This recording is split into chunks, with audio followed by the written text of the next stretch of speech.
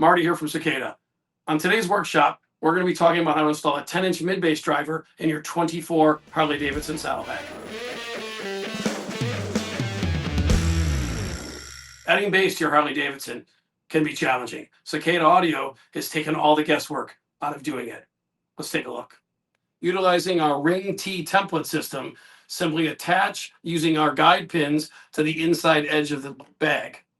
Once the template's aligned, using an air saw or a jigsaw, cutting out the desired hole, 8-inch or 10-inch.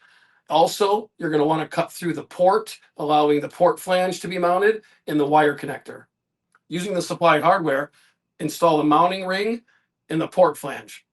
Using the supplied hardware, install the stainless steel bag brace to the mounting ring. Now we're ready to install our 10-inch woofer in our port tube. Now that we've got it all mounted, everything installed in our bag, it's time to wire it up. And there you have it. Adding bass to your Harley Davidson, made easy.